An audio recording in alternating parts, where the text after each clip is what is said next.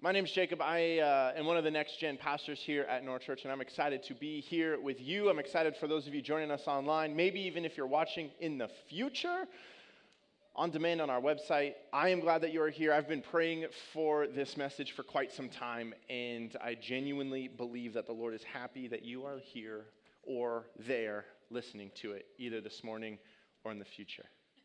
Time travel's whack, man. You just watch a video that was recorded not right now. Anyway, as a church, we are going through a series called God's Redemption Story, where we are looking at the entire narrative of Scripture and looking at, get this, the redemptive story of God throughout the entire narrative of Scripture, that God has been redeeming his people for years and years and years, and he's not done redeeming us yet. I was at a youth group on Wednesday, and we were doing this really cool exercise where in our journal we were encouraged to write down a storm that we are in, something difficult in our life, something that we're just not having a good time with, and then after that we were supposed to write down something good that God has done.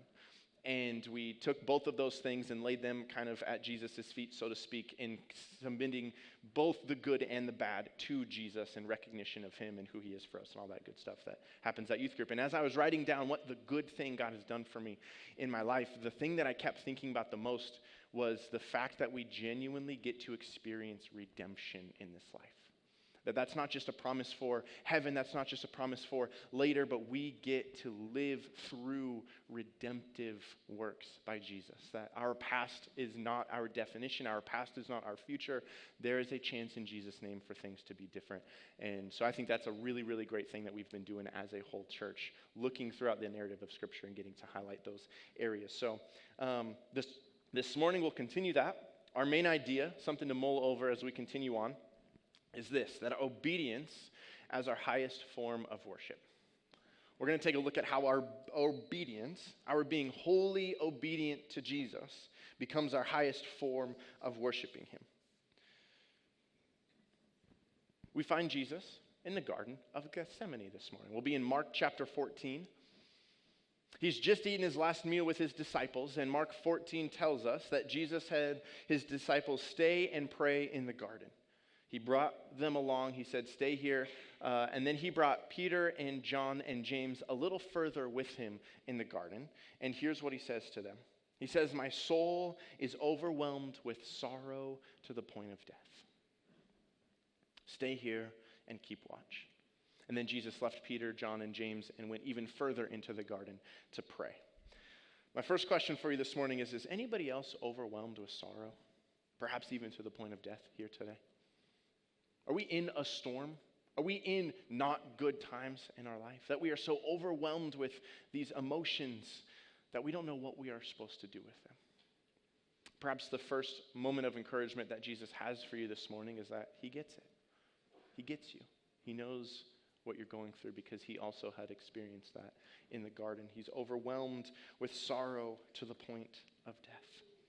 Something I want to highlight here for a moment is Jesus brings his closest friends with him deeper into the garden in his time of need. Peter, James, and John, those were Jesus' closest friends. He brought all of his disciples, but those three specifically a little bit further into the garden with him. And these three guys are the same three that Jesus brought into a mountaintop. The Bible calls this the transfiguration.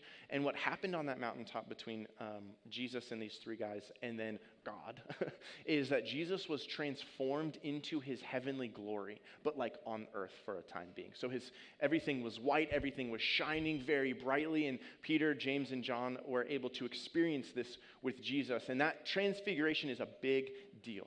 And I don't have the time to explain it or get into it, but I do have an Atlas Bible degree, so I guess just trust that the transfiguration was a big deal, right? But what's important here is that it was quite the adventure for Peter, John, and James to go on with Jesus. So here's what I want to highlight. Get yourself some good friends and do these two things. I think this is one of the things Jesus has for us this morning. Get yourself some good friends, do these two things together. Have an adventure together. And bring them close to you in your times of need. Get some good friends. Have an adventure, this thing we call life together, the ups and the downs. And in the downs, bring them close to you in your greatest time of needs. Even Jesus needed a few good friends to share adventures with. And even Jesus needed a few good friends in his greatest time of need. He took them to a mountaintop to see him in all his glory, and then he took them to a garden and said, my soul is overwhelmed with sorrow to the point of death.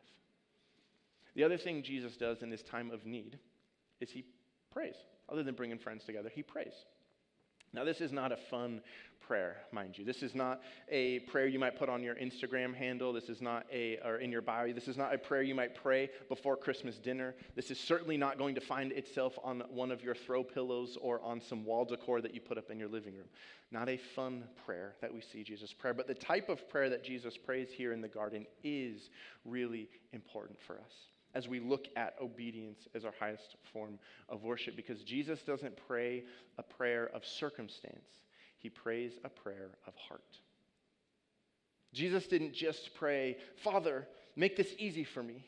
Father, you got to get me out of here. Would you please take this stress from me? No, instead, Jesus prays a prayer for his own heart. He says, Abba, Father, everything is possible for you. Take this cup from me. Yet, not what I will, but you will. Yes, there's an element of don't make me do this, but it's the heart-directed sentence after that that is so important. Yes, Jesus tells God what he wants, but he does it from a place of recognizing God's authority and submitting to that authority. Jesus knows that it's ultimately God's call, that he has the final say. Jesus here is showing us that we are more than allowed to give God everything, the good and the bad. Tell him with authenticity, be real with our heart with the Lord. Our needs, our struggles, our desires. In fact, not only are we more than allowed to do that, we're encouraged to do that. Give God our everything. So release the fear that you have this morning regarding telling God what you need or what you want. I believe that God has some of you in here that need to hear this. Because your needs matter and they are important to him. You're not a burden to God. You are not a burden to him when you perhaps have doubts, when you have questions, when you have, but what? But maybe he can take all of that. And we see Jesus modeling this, that he says, Lord, take this cup away from me. You can tell that to God. But he follows it up with that submission and that recognition of Jesus' authority. Yet, more than that, I do want to do what you would have me do.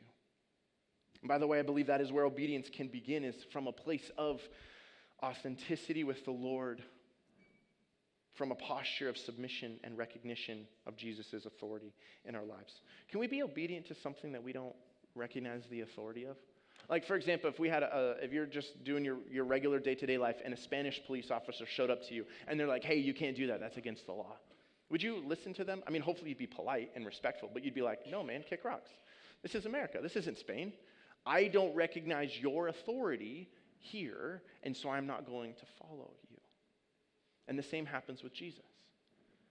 If we don't recognize his authority, if people aren't recognizing what Jesus says about us, about our universe, about how things work, about others, then we're not recognizing his authority. We're not going to be doing anything about it. But as Jesus followers, as Christians, I would hope we do recognize that. And it's from that recognition, submitting to that, that then we get to unlock obedience.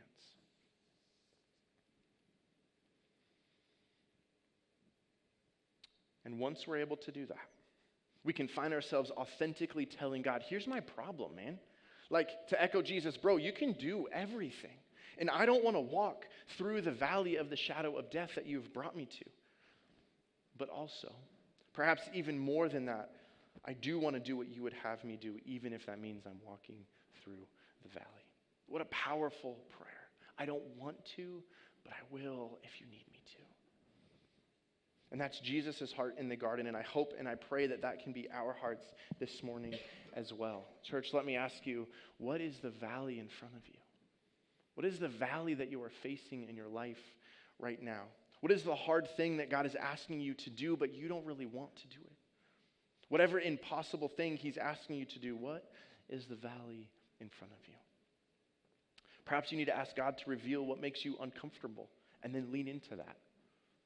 I bet you that would be the beginning of your valley. As humans, we don't like the valley. In fact, when we find ourselves in a valley, we want to get out as quickly as possible. It's uncomfortable. It's painful. The valley is not a fun place to be. And we were made for fun. We were made for safety.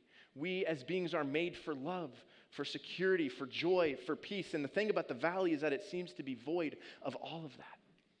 It seems to be in contrast of all of those things. Indeed, we want to leave the valley. But might I suggest to you that we should want to do the will of the Father more than we would want to leave the valley that he's brought us to. Jesus tells God he wants to leave. Take this cup from me. I don't want it. The path that lies ahead is just too hard. It's too painful. I am so stressed out. I am sweating blood. God, don't you see this? I don't want to do this. Yet, God, as much as I don't want this cup, I want the cup of your will more. But doing God's will can seem often so against our nature. It can be so hard to accomplish. And pursuing God's plan for our life can often feel like trying to fit a round peg into a square hole. If I'm being honest with you, I've repeated that to myself many, many, many times this last year. I've told God, hey man, I don't know what's going on. I don't want to do the thing in front of me because I don't feel built for the thing in front of me. I feel like a round peg, God, and you're bringing me to a square hole. This doesn't make sense. This is uncomfortable for me. The God I know would have called me to a round hole because I'm a round peg. This isn't making any sense. Where are you taking me? I'm not made for that. And it wasn't until I was able to be authentic with Jesus and tell him my heart and say, God, I'm hearing that this is where you're wanting me to go. And I'm telling you, Jesus, that doesn't make sense. And it wasn't until I could tell the Lord that he responded. I almost like unlocked his response. Like, oh, okay, cool. Now you're ready to listen because you've asked the question. I've had the answer for you, but you weren't ready. And you know what he had the audacity to tell me? He said, I know. That's the point. And I guess you're just going to have to rely on me to fill in the gaps. See, when you put a round peg into a square hole, there's still areas that are not being met. And I wonder if when I find myself outside of my own control, that only then can I really begin to see the power of God moving in my life. I know. That's the point. We're learning from Jesus that it's not about leaving the valley. It's about having the right heart to walk through it in an obedience that is wholly dependent on Jesus. It is not about running out of the valley at the next chance that we get, but instead it's about running with Jesus while in the valley. I was running this message by the Next Gen team last Thursday, and here are some of the ways that Isaiah and Jenna put this idea as I was articulating it to them. And as they were sharing these ideas, I was kind of getting those goosebumps that you get when you feel like the Lord is moving, and I was like, oh yeah. Like just confirming that this is the message that God had, this is the word that God had. And so I'm going to share a couple ideas from them. This is the wisdom of the Lord through some of my adventure buddies. Deal? Think about the Red Sea, okay? Think back to when the Israelites were being released from slavery in Egypt. Think of the natural order of the Red Sea. It flows, it moves, it obeys the laws of gravity where water can't go higher than gravity can take it, and it's confined to the depth of the area that it's taking up, right? That's where the sea level is that's just how much water is filling up how deep the ocean is, right? It's obedient to God in its very nature because it's following the natural order that God set out before it. And yet, God asked the Red Sea to deny and defy its natural way of operating in order to take part in a miracle. It wasn't made for it. It wasn't natural for the Red Sea to part, but it was obedient to God, even in the unnatural way that God was asking it to be obedient. The Red Sea was obeying God above the natural order. And I agree with the Red Sea that sometimes God asks us to do things that are outside of our ability, outside of our comfort zone, outside of the natural way that we have learned to do things and to operate. But he calls us to do that in order to experience his miracles. We are not designed for pain. We are not designed for heartache, for chaos. But above that, we are designed for obedience and to follow God. And so I wonder if there are moments in our valley, moments in our life that, yes, include chaos, they include heartache, they include pain, and yes, you are not made for that. But above that, you are made to follow God. And He's making ways. And He is there. And He has miracles for you to experience. If the Red Sea can obey God above its natural order, then I suppose I can learn how to allow God to put this round peg into any shaped hole He would so desire. Imagine with me for a moment what we are missing in our lives, the miracles that we haven't experienced because we justify our disobedience by twisting the truth. Imagine what we're missing out on. God, you love me. You wouldn't want me to suffer, right? This must be the work of the enemy, perhaps, because the God I know would never put me in harm's way. God would never ask me to not be taken care of. God would never ask me to be made fun of. God would never ask me to fill in the blank. He would never put me in harm's way. But rest assured, hear this, because ultimately you're not in harm's way. Although the enemy surely wants you to think that you are. There are these dudes in the Bible, I call them the Hebrew boys. VeggieTales calls them Rack Shack and Benny. The Bible, their real name, it's a lot of letters. So we're just going to call them the Hebrew boys this morning. They were told by a king to bow down to this false idol, this false god. And they knew that God didn't want them to do that. So their act of obedience by listening to God above what was happening around them was their first step into their valley, perhaps. Began their journey. Because they denied worship to a false god, and through their obedience to Yahweh, they were worshiping Him. They didn't run out of their valley, but they ran with God into it. The punishment for them pressing into their valley, their punishment for not worshiping this false idol, is that, no, the Lord didn't come down and, well done, good and faithful servant, and give them a little sticker or something like that. They got tossed into a fiery furnace. The fiery furnace was turned up so hot that the people throwing them in actually burst into flames. But what happened to our Hebrew boys? Did they die? Did they get, burned up? Were they burst into flames? No.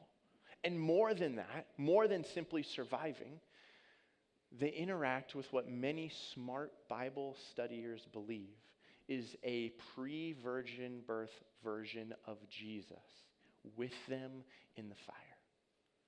If you know the story, the king Nebuchadnezzar and all of the people watching the furnace are looking in and they're like, what's going on? And they're like, we see a fourth person in there. How many people did we throw in? Only 3? Yeah, that's what I thought. What's happening here? The Hebrew boys experience Jesus in the fire. And perhaps it's only in the fire did they see Jesus face to face. They probably felt like they were in harm's way. There's a blazing furnace in front of you. But God had a different plan, because they were being obedient to Him, and He had a miracle waiting for them there. We want nothing more than to avoid the pain and the hardship that sin has brought into our world. We tend to set up our lives in such a way that seeks to remove as much of that muck as possible. But what are we missing in that pursuit? What of what God has for us have we not experienced because we're trying to remove ourselves from the valley? We want nothing more than to leave it, but because of the very nature of the valley, when we leave the pain of the valley, we also leave the miracle of the fourth in the fire. No, Jesus doesn't leave us. Jesus is no longer, it's not that He no longer loves us if we're not following Him into the fire, into the valley. Nor am I suggesting that the valley is the only place that we can hear from Jesus. But I wonder, instead of living our best life in the valley with Jesus, I fear that we are settling for a pretty okay life in the countryside with Jesus.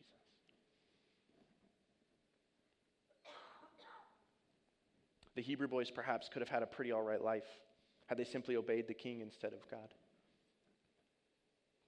But they would have missed the furnace experience. Church, can we be a people that recognizes the value of the valley, knowing that it unlocks a new level of adventure with Jesus? Because remember that Jesus' prayer isn't a prayer about changing his circumstances, but it's a prayer of changing his heart within the circumstances. It's a prayer about us becoming more and more like the version of ourselves that God needs us to be for the valley of which he called us to.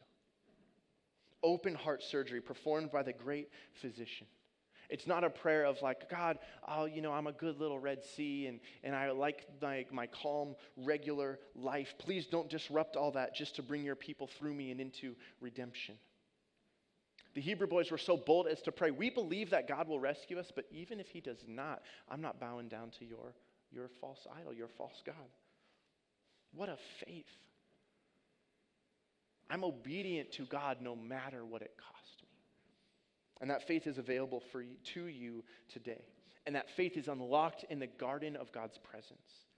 Don't run from your valley, run with Jesus in it.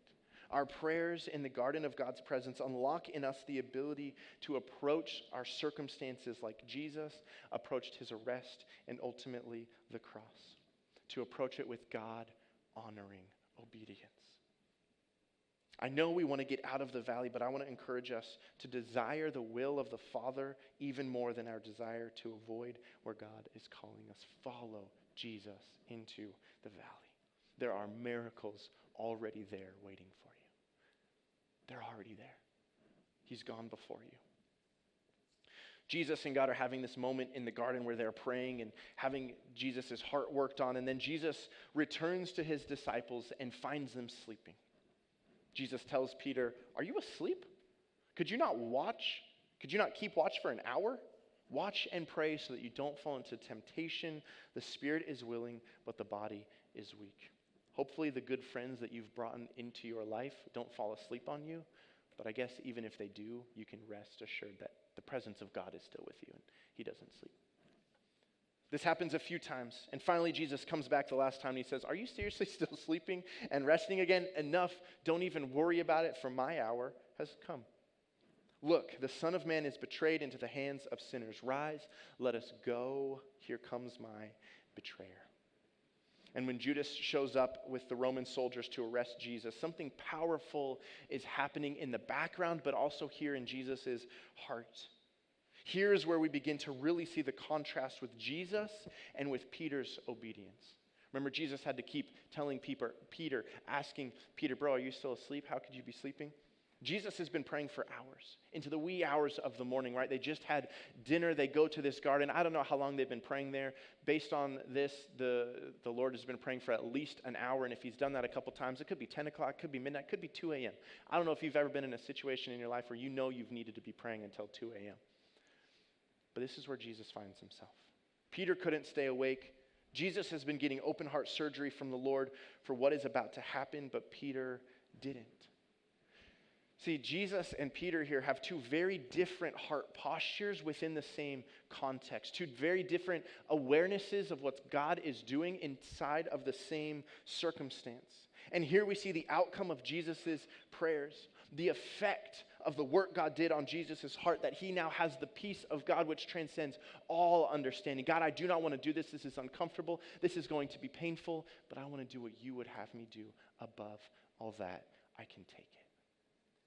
Don't worry about praying anymore. Don't worry about that. It's time. Look, my betrayer is on his way. The men seized Jesus and arrested him. Then one of those standing near drew his sword and struck the servant of the high priest, which is one of the arresters, and cut off his ear. Obedience as our highest form of worship. Jesus' obedience here in the garden was one of the ways that he worshiped God. But let's pretend for a moment that we don't know the rest of the story. Let's pretend we've been following Jesus along for the first time, reading through the Gospels like, this is a really good guy. He's healing people. He's saving people. He's claiming to be God in the flesh, which is kind of freaking some people out, maybe myself included. And he is good, and he is bringing the kingdom of heaven on earth. And I want to know more about that. And he's arrested? Look where this obedience got Jesus. This was perhaps the wrong choice. Because how is the Savior of the world, the King of Kings, the Lord of Lords, supposed to get arrested and save the world from prison? This doesn't make sense. Yet because most of us do know the rest of the story, we know that Jesus' obedience in the garden was one large step in the direction of the greatest act in human history. Obedience, even obedience to death on the cross, was Jesus' highest act of worship. There are a lot of elements to the valley that God is calling you to that doesn't make sense to this world. To our human plans, our human ways of doing things, often the Lord's plan seems nutty. I was getting ready a couple weeks ago to head out to my in-laws' house for 4th of July. We have this really great family tradition where we play family Olympics. So we keep score, we play cornhole, we play bocce ball. They got a large yard size Connect Four that we played. Imagine adults playing Connect Four on 4th of July and actually having fun. It's amazing. It's so cool because for every activity you play, you get points, and as the Olympics go, the most points you have at the end, it's kind of like your medals, you win, yada, yada, yada. And so anyway, I'm getting ready. My wife and my daughter are already out there, and I was at home to bring the dogs out, and I'm getting ready, and I'm in my garage, and I notice my golf clubs. Now, my golf clubs have been in my garage for the entire time I've lived at this house, and they haven't quite moved the entire time I've been in this house, and I have not seen my golf clubs the entire time that I've been in my house. I'm sure you all have a room or a garage in your home where you don't see the things that are in there anymore, right? But for some reason, when I was getting ready to head out, I saw my golf clubs. And I literally remember thinking, I feel like I should bring these, but I have no idea why. I'm not going to. We're not going golfing. I do not have time to go golfing. The weekend is planned. The family is going to be there. I don't have the 3, 4, 5, if you're really good at golf like me, 8 hours it takes to play a round of golf. It's going to be nutty to bring my golf clubs. And so I don't. Pack the dogs up. We get out there. We've got the whiteboard out with the brackets on it. What games are we playing? How many points is each game worth? And all of a sudden, the first game turns out to be bucket golf. And I was like, oh, maybe we are playing golf. That's cool. And we don't have enough golf clubs. Now, small potatoes compared to things, like real problems that people might have in the world. Oh man, we had to share a couple golf clubs as we're playing yard golf on the 4th of July. But I remember being ready to tee off as the rest of the family's teeing off, and I was kind of in the back. And I was like, that was when I was connecting the dots, that in my garage was the Lord speaking to me. And what's crazy is the preparation sounds nutty and looks nutty until we know the plan. Golf clubs at 4th of July, where we are not golfing, is a nutty thing to do. And when somebody would have asked me, why did you bring a whole set of golf clubs? I would have been like, I don't really know, to be honest with you. I kind of had a hunch. I kind of had a feeling. At the time in my garage, I didn't know that was the Lord trying to speak to me.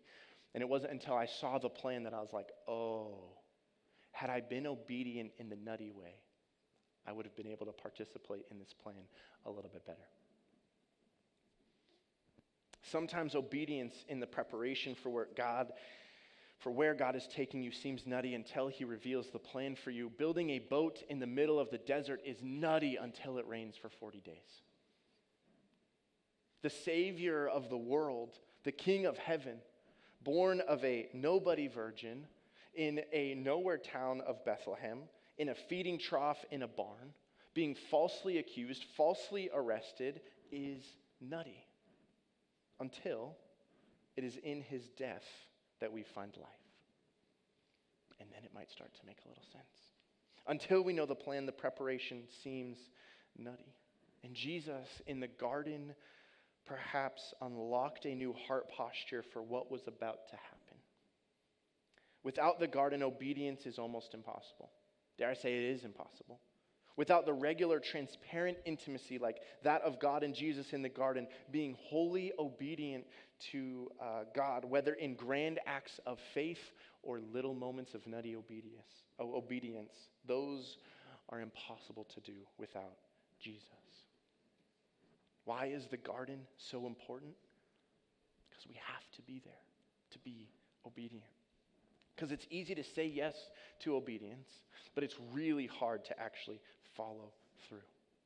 I'm sure a lot of us in this room or watching online now or in the future have said yes to Jesus, but are hesitant to walk through the valley that you thought of earlier. Perhaps we've accepted the free gift of salvation, but we've stopped just short of walking out that salvation. I've had the best cheeseburger in Spokane, and I'm not going to tell anybody about it. No, that's not the gospel. I've had the best cheeseburger in Spokane, and I want you to experience the best cheeseburger in Spokane as well. So I've got the billboards out. I'm putting it on my social media. I'm wearing their t-shirt. I'm wearing their hat. I'm wanting people to know about it. I've said yes to it and experienced it and enjoyed it, and now I'm saying yes to what's next, to walking out the salvation that Jesus has brought. Not in order to earn it, but because of it. And I wonder how many of us here can say yes, and we just don't have the follow through. So many places in Scripture, we are reminded and urged to push past the talk of our salvation and move into the action of our salvation. The garden is important because we constantly need work on our hearts to continue in what God has called us to do. And I think that's what Jesus was talking about when he was talking to Peter when he kept falling asleep. I was looking it up, and some very smart Bible people don't think that Jesus was mentioning the Spirit of God and then like the flesh when we're talking about your spirit is willing, but like you're tempted to not to. They believe that God is literally just talking about the idea that we as humans, we like to do things, we want to do things, but also we as humans, we tend to not follow through sometimes. And so what Jesus is saying to Peter in the garden, he's like, I know you want to stay awake and pray, but we just had dinner. Maybe you're a little carbo loaded. It's getting late. Do you really want to stay awake?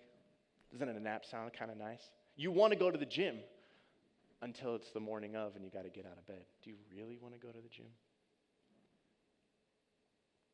We need constant strengthening in the garden of God's presence to follow through with what we are wanting to do. The easiest time to agree to a diet is right after Thanksgiving dinner, when you're on the couch, not doing so great.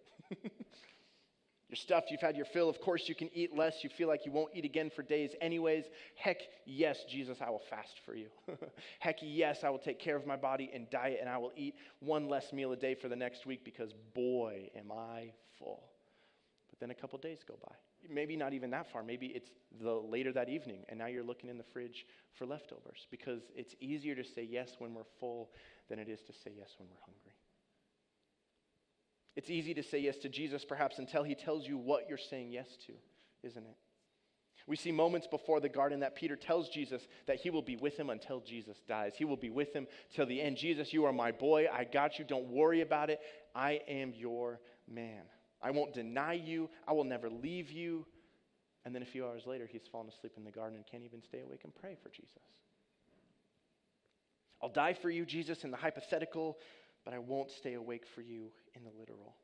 Obedience is so much easier said than done, yet it indeed remains possible. Could you say yes to Jesus, come what may? Could you say yes to Jesus when it's easy and then repeat yourself when it becomes difficult?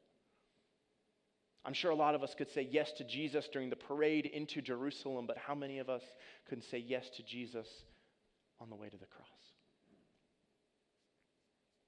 Obedience is unlocked in the garden. The account of Jesus in the Garden of Gethsemane, I believe, is our bridge this morning from the desires to the ability. From the desire of our hearts to be wholly obedient to Jesus and the ability for our flesh to follow suit and follow through.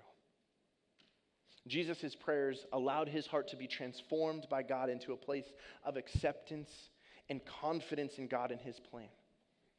Jesus goes down without a fight. He doesn't try to run. He doesn't get all upset. He doesn't get all defensive. In fact, one of the gospel accounts, it's almost like he tells Judas to just kind of hurry up and get on with it. He says, friend, do what you came for. Not, friend, please don't. Friend, if you could just find it in your heart to not betray me. No, Jesus knows what is about to happen. He knows the valley that his Father has brought him to. Friend, my betrayer, come do what you came here to do. Man, the faith. Could we look our valley in the face? Could we look at our oppressors in the face? Could we look at the areas that are hard for us that God has brought us to and say, all right, pull up our sleeves, let's go. It's time.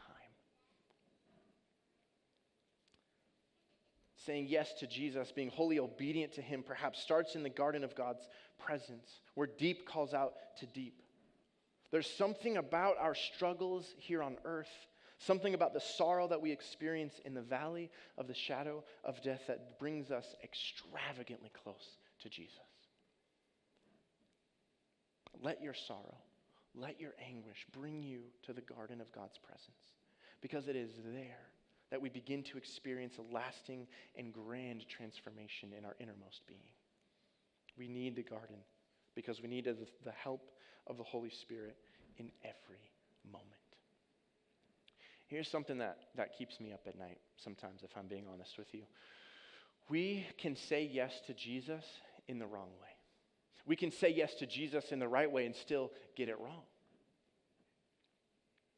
If your heart isn't right, if we aren't being obedient in the garden, we can say yes to Jesus but still be disobedient. Jesus once talked about people who had been healing in his name and casting out demons in his name, and at the end of the day they say, "Hey, Jesus, let us in because we've been doing all these great things that you've been doing." And he says, "I never knew you. I know that you're doing the things that I told my people to do, but we never connected. You never knew me. I never knew you." We can do the work of the kingdom and say yes to Jesus. But if we don't find ourselves in the garden of God's presence, allowing him to work on our hearts, then we will have a very hard time being wholly obedient. Action, even on behalf of Jesus, without love and his guiding, is worthless, and sometimes it's even harmful, believe it or not.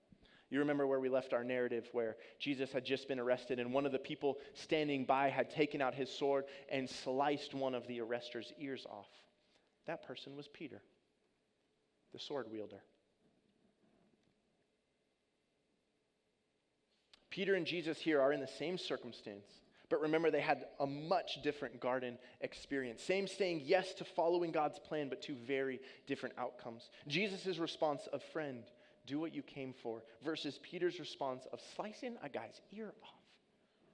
I can imagine, even in that, we see that Jesus rebukes Peter, and he says, "Put your sword away." He says, "Shall I not drink the cup my Father has given me?" Let me say that again, church. Shall I not drink the cup the Father has given me? Hear Jesus' heart, unlocked from his time in the garden. Shall I not do the thing that God has asked me to do? Even if it's hard, even if it's uncomfortable, even if I have to go outside of myself, I can trust in Jesus. I can trust in God. At one time, Peter told Jesus no, when Jesus was talking about this moment when Jesus and Peter had this conversation, this moment was in the future. And Jesus is talking about how he's going to have to die someday, and Peter's like, "No, you won't have to do that. I won't let it happen." And Jesus' response is, "Get behind me, Satan. That's not God's plan. You're working against what God is calling me to do." And here, Peter attacks Jesus' arresters, and Jesus said, "Stop. Am I not supposed to do what God has asked me to do?" This interaction, I believe, is the epitome of the contrast of Jesus' heart versus Peter's heart. Jesus says yes to God and yes to the way that he is supposed to work out his yes to God. Peter says yes to God in loyalty, but then he decides on his own way of how he's going to play out his yes to God. How often do we ask God to change our circumstances when we ought to be asking him to change our heart about our circumstances? Shall we not drink the cup that God has given us? Shall we not walk the path he has set out before us, saying yes to him and saying yes to the way he wants us to say yes to him? Jesus allowed God to change his heart about the outcome of the circumstances, but Peter didn't. He got angry.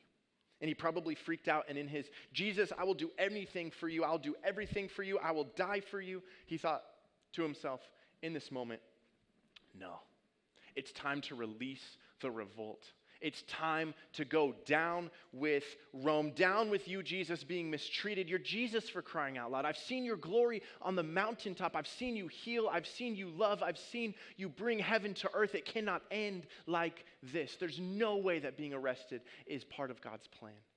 And so in defense, he brings out his sword and starts to take charge.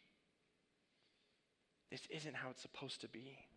Peter didn't have the right heart when he stepped into what he thought God wanted him to do, to be wholly devoted to Jesus.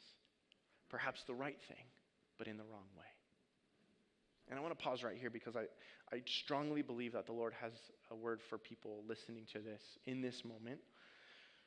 That if you've been hurt by somebody doing the right Jesus thing but the wrong way, God sees you. And his heart is breaking with yours. He wants you to know that Peter wasn't in the right here. Jesus responds to Peter by saying, enough of this, and then he heals the man's ear. And I believe wholeheartedly that Jesus wants to heal your wounds that you've received in his name, but in the wrong way. He says, enough of this. Not only is he wanting you to know that that wasn't supposed to happen, he wants to heal you. Church, we can say yes to Jesus, but we can still do it wrong. We can say yes to doing what he's asked us to do, but without love, we might be doing more harm than good. 1 Corinthians 13 tells us that no matter the gifts we have, no matter the talents that we have, no matter the things we do for Jesus, if we do not have his love, then we don't do it in his love, then it's worthless, and perhaps it's even harmful. And it is in the garden of God's presence that we allow our hearts to be transformed by the love of Jesus. Jesus didn't swing a sword, he healed. Can we be a people that does the same? Transformed by God's love, moving forward in his love. Obedience as our highest form of worship. Obedience unlocked in the garden of God's presence where our hearts are transformed by him. And our hearts have to be transformed by him because the default setting of our hearts is so much more like Peter's than it is like Jesus is. We want to be obedient in our own way, in our timing, in our comfort. We have a hard time following through, doing the hard things, doing the nutty things. We want to run, but we should want above that. We should want to be obedient anyway and do the will of the Father. Shall we not walk in the path that God has set out before us? What stands in our way? Let's be honest. What prevents us from doing that? It's painful. There's struggle there. There's hardship that we run into. What God calls us to is never easy. The harvest is plenty, Jesus says, but I wonder if the reason the workers are few is because harvesting is hard work. It takes it out of you. It drains you. And we let that stop us. We hit God with the what ifs. What if I run out of money? What if I run out of comfort? What if I run out of family time? God, you know that, I want to be a good spouse. I want to be a good parent. You've designed me to be that. Why would you call me to a place where I can't accomplish that? What if I run out of friends and family? What if people think I'm nuts? Jesus, don't you know what this might cost me? Don't you know where this is going? Don't you know what it's going to require of me? And his response to us this morning is, yes, my sweet child, I know. I've been there. It cost me my life. It cost God his only son, the creator of the universe. The valley of the shadow of death is not an easy travel. But I can assure you that God will never call you to a place that he isn't. He will never take you somewhere outside of his protection, outside of his control, outside of his provision. He will never send you out first. He always goes before us. In the valley, he is with you. In the fire, he is with you. In the water, he is with you. In the storm, in the chaos of our life, in the valley, he is with you. Yes, worshiping Jesus cost us, but what a blessing it is to pay the price of obedience. The garden of God's presence unlocks our obedience to him. And our obedience to him unlocks the blessings of miracles and a robust adventure with Jesus. Only when we've come to the end of ourselves do we begin to see the power of God the most. There's this story about the prophet Elijah found in 1 Kings 17 where God calls him out into the wilderness and he says, you're going to go to this very unique, special, specific brook. You're going to drink water from the brook and I'm going to send ravens your way to feed you. That's nutty. Elijah, go to the wilderness. Go to the place where you can't take care of yourself. Go to a place you have no control over what will happen to you, for you, about you, with you. I am taking care of it. There's a brook where you will find water, and I've got ravens on standby who are cooking up a meal for you, breakfast, lunch, and dinner. Elijah, go to the wilderness. North Church, go to the wilderness. Elijah cannot be fed by ravens if he stays in town. We cannot experience the miracles of God when we stay in our comfort zone. We cannot experience the miracles of the valley if we do not enter it. And I'm honestly heartbroken at myself, to be real with you, of the miracles I've missed because I haven't said yes to Jesus. I've missed out on meals by ravens. And my heart is broken because I'm wondering if I'm not the only one. Whatever valley you are facing, he's fighting for you. You need only to be still by the waters that he has called you to. He is bringing you to it. He will bring you through it. Who are we to deny what the Lord will do? I'm going to ask you to do something nutty. In the name of nutty obedience, we have some pieces of paper on the wall over here on tables by the cross, and they have a picture of a raven on it. And then on the back, it asks you what your valley is. And the heart of this exercise is, one, to give you a chance to have some nutty obedience if God is calling you to this moment.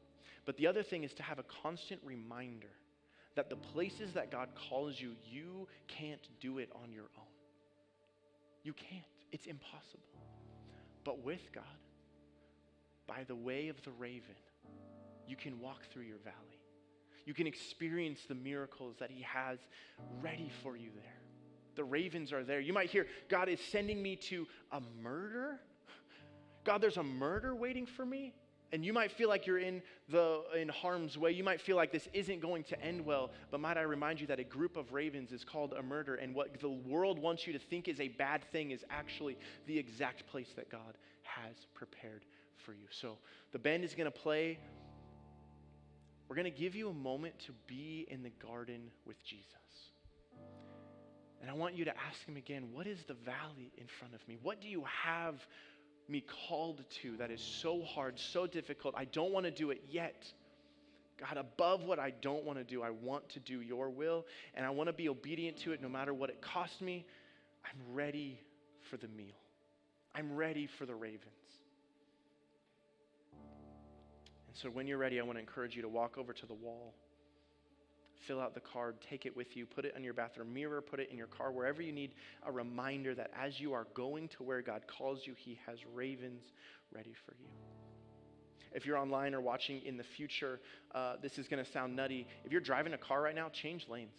If you're at your home, in your living room, in your bedroom, wherever you are, go to a different place in your house of nutty obedience. Perhaps there's no reason for it other than the fact that you're saying, yes, Jesus, I'm going to do something nutty for you.